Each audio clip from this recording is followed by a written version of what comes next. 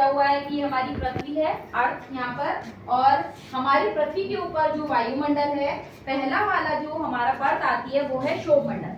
क्षोभ मंडल हमारी 8 से 18 किलोमीटर तक के दायरे में होती है, पृथ्वी के ऊपर 8 से 18। अब हमने इसे 8 से 18 क्यों लिखा है?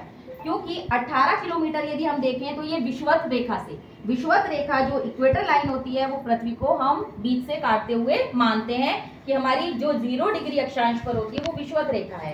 तो विषुवत रेखा से तो मानी जाएगी 18 किलोमीटर ऊपर तक का वायुमंडल, और यदि हम इसके पोल से लेते हैं, नॉर्थ पोल से लेते हैं, तो वहां से 8 किलोमीटर की ऊंचाई तक हमारा क्षोभ मंडल होता है।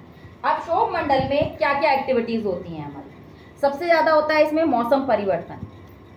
जितनी वायु चलती है, चक्रवात चलते हैं, बादल होते हैं, बिजली कड़कती है, हम बच्चों को इजी वे में समझा सकते हैं। जितनी भी मौसम से संबंधित हमारी प्रक्रियाएं होती हैं वो सब क्षोभ मंडल के अंदर होती हैं, 8 से 18 किलोमीटर तक के दायरे में।